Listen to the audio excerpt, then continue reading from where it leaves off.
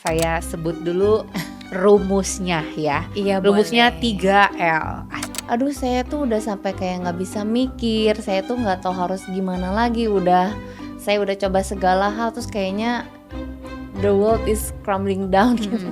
Nah, kalau kayak gitu gimana ya Bu Uga ya? Nah, kapan waktunya tahu waktunya kapan harus ke profesional?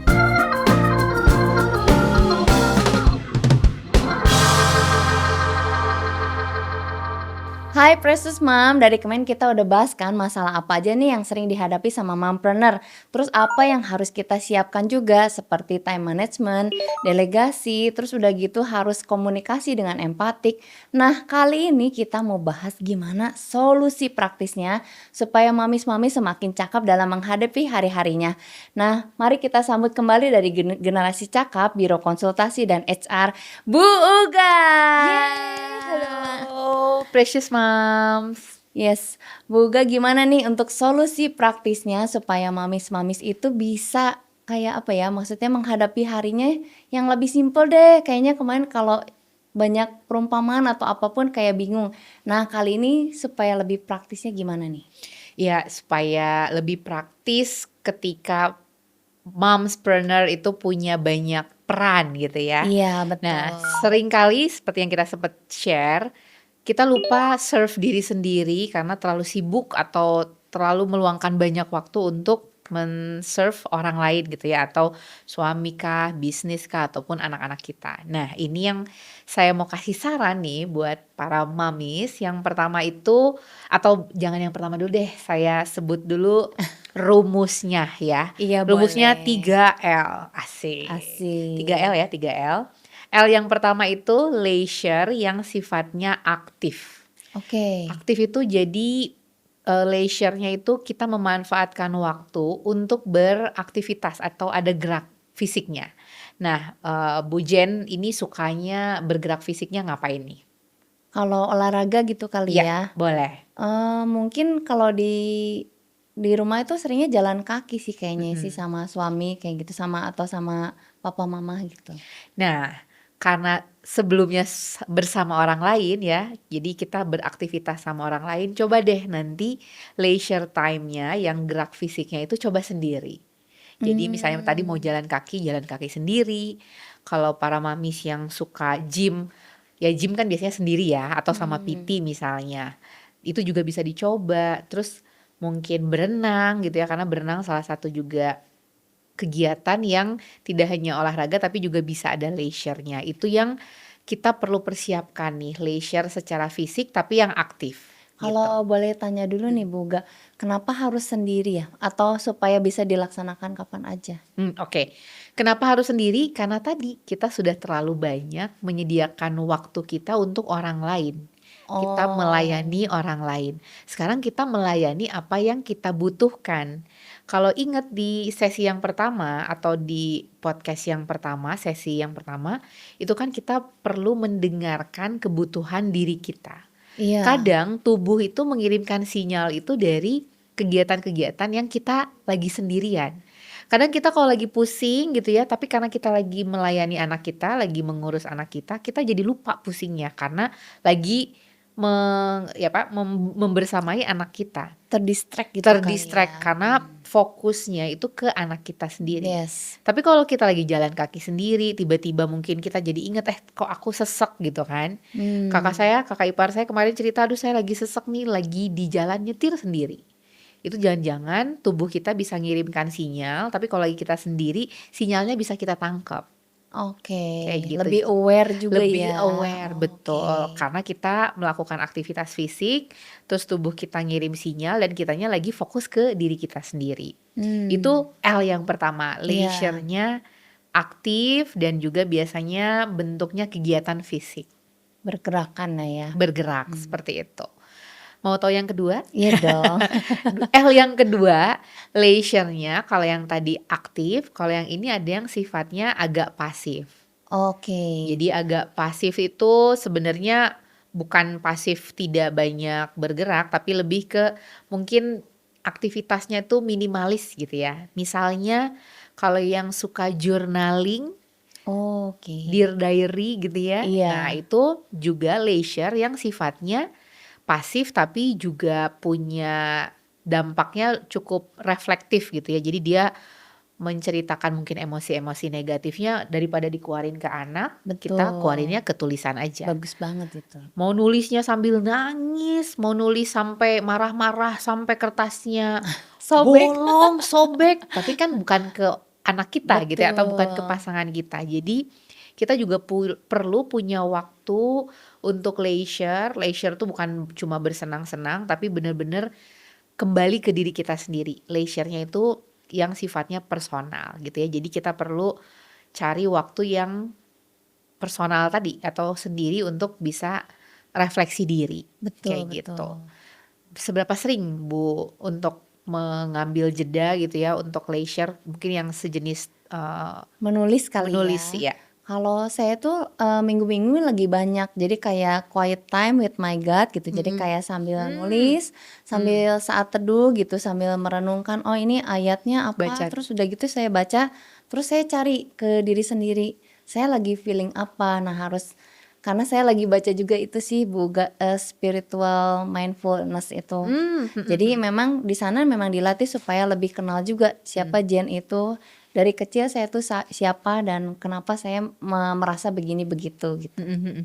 Kalau di konseling itu jadi kalau di konseling itu kan banyak metode atau teknik-tekniknya ya. Salah satunya itu biasanya saya bawain ke klien itu namanya rivers of life, sungai kehidupan. Oh Itu salah ya, satu cara untuk metode untuk kita throwback gitu ya ke kehidupan kita yang sebelumnya, retrograde gitu ya. Jadi kita menelusuri ke belakang dan biasanya dari kehidupan kita yang panjang itu ada momen-momen high gitu ya yang kita achieve sesuatu, ada juga momen-momen yang low. low ya. Ya, di bagian spiritual mindfulness, kita mindful kan lagi menggambar misalnya gitu ya, atau tadi, dear diary tapi kita menulis yang sifatnya retrospektif gitu ya. Jadi kita mengulang ke belakang dan biasanya ketika kita melihat kejadian-kejadian high atau low dari sepanjang hidup kita, 35 tahun, 37, 38, itu nanti akan bisa dilihat benang merahnya dan dikaitkan ke agama kita gitu ya. Misalnya Iya. dibawa ke Alkitab atau ke Al-Quran itu pasti ada message yang bisa kita tangkap dari perjalanan hidup. Hmm. Kalau cuma dilihat satu kali permasalahan hidup biasanya kita jadinya negatif, feelingnya tuh negatif. Oke. Tapi kalau kita lihat rivers of life atau sungai kehidupan, jadi ditelusuri kehidupan kita, biasanya nanti ada satu benang merah yang kayaknya ini cocok sama ayat ini deh gitu. Itu biasanya bisa Oh, dilakukan. iya Kalau iya. di teknik konseling tuh ada kayak gitu. Mami-mami sering nggak sih ngerasain gitu? Maksudnya saya aja nggak tahu diri saya sampai udah nggak tahu gitu, saya tuh sukanya apa, nggak sukanya apa. Nah mungkin Hmm, dari salah satu dari itu juga ya, Boga, karena dia tuh nggak pernah mencari ke dalam dirinya sendiri emosi apa nih yang lagi saya rasakan. mhm. Jadi semuanya kayak blank gitu, kayak nggak kerasa. Iya, makanya leisure time yang pertama itu walaupun aktif tapi sebisa mungkin coba ada me time-nya. Jadi walaupun Oke. olahraga tapi sendiri juga it's okay. Hmm, Tadi misalnya leisure time-nya pasif tapi menulis, refleksi diri ke Alkitab misalnya, terus iya. juga biasanya meditasi kalau yang suka meditasi gitu ya atau yoga itu bisa dipakai untuk tadi kembali ke dalam diri. Jadi kadang Hmm, orang mikirnya leisure tuh liburan gitu kan, iya tapi bukan sih. masalah Ya padahal bukan liburannya, tapi liburannya ya. waktu untuk ke diri kita sendiri, Hmm, kembali ke diri kita. good Itu yang banget. perlu atau yang memang harus disediakan waktunya, kayak Hmm. gitu. Yang Sejauh ketiga mana yang nih. ketiga nih ya, sejauh mana 3L tadi 2L leisure yang pertama leisure aktif, leisure yang pasif tapi lebih reflektif atau, ya kita menggali ke dalam diri kita. Betul. Yang ketiga ini leisure-nya itu disebutnya leisure yang meaningful. Jadi kita cari kegiatan-kegiatan yang buat kita itu meaningful, tiap orang tuh beda-beda. Oh nggak sama Nggak ya sama. Boga ya? Saya punya meaningful leisure itu adalah volunteering.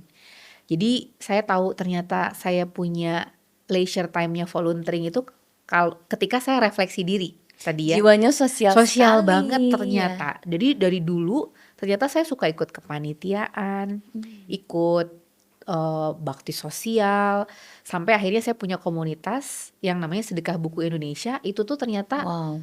hasil refleksi diri saya, oh ternyata meaningful leisure saya itu seperti itu. Jadi pernah saya patah hati ya Bu Jen, terus saya melakukan bakti sosial ke panti asuhan dan itu Hebat banget. hampir seminggu itu feelingnya positif terus.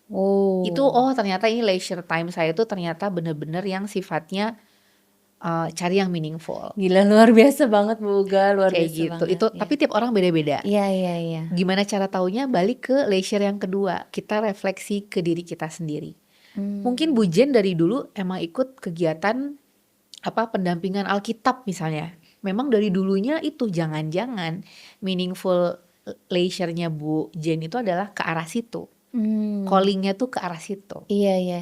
Saya jadi ingat kayak perumpamaan kursi nih Bu Uga. Kursi itu walaupun dia didudukin, tapi karena memang purpose-nya untuk dipakai duduk, jadi beban yang dia dudukin itu malah bikin dia meaningful, bukan menghancurkan dia. Yes, yes. Seperti itu kali ya Bu Kita Uga harus ya. menemukan itu, bahwa Oke. ternyata saya itu siapa tadi Bu Jen bilang.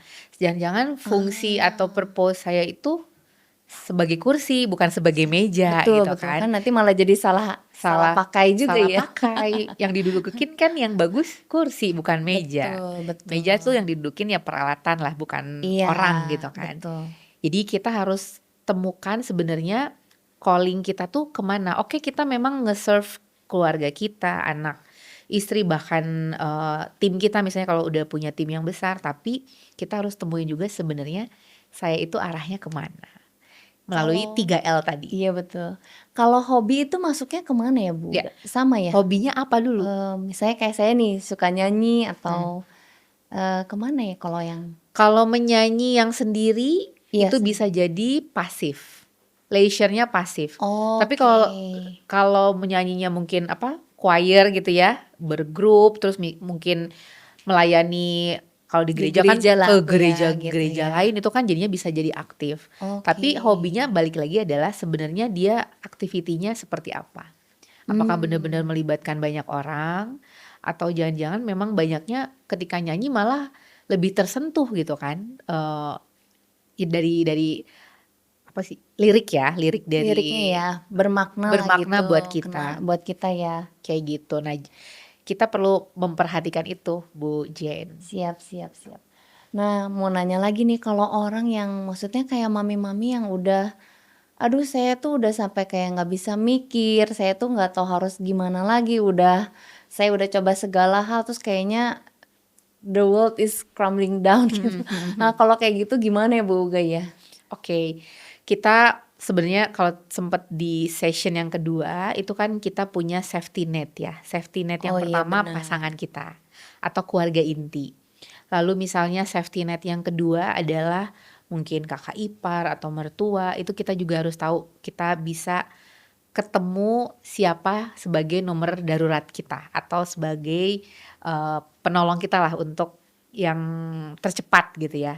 Tapi kita juga harus tahu kapan kita butuh profesional atau kita perlu kalau bahasa ininya kan psychological first aid gitu ya. Psychological first aid-nya mungkin keluarga dulu, tapi yang kedua kita harus punya yang sifatnya profesional. Oke. Misalnya psikolog seperti saya di Generasi Cakap ataupun konselor pernikahan atau mungkin kalau di gereja ada khusus ya divisi yang menangani tentang jemaat gitu, kayak gitu. Ya mungkin gak menutup kemungkinan juga gitu kan mamis mungkin ada yang mengalami baby blues atau Yeah. mengalami depresi gitu kayak gitu ya memang kalau sudah harus nah kapan waktunya tahu waktunya kapan harus ke profesional. Oh, ini pertanyaan yang paling sering Iya. ditanyain ke psikolog.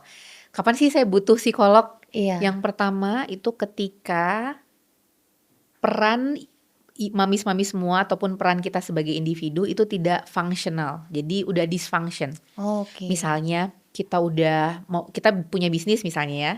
Terus kita udah hari-harinya tuh jadi marah-marah terus ke anggota tim kita, ke karyawan kita, itu jangan-jangan kita butuh bantuan. Mungkin bisa yang terdekat dulu atau langsung ke profesional. Tapi kalau misalnya udah sampai mecatin orang gitu ya tanpa ada reason yang jelas, Wow. itu berarti kayaknya ada sesuatu yang perlu dicek terlebih dahulu. Atau misalnya sama pasangan tadi ya, sama pasangan kita udah tidak ada hubungan yang harmonis, jangan-jangan kita harus refleksiin diri, ada apa nih dengan gue gitu kan. Iya. Ketika kita yang ternyata ada yang belum selesai atau ada luka, itu jadi dampak ke pasangan kita.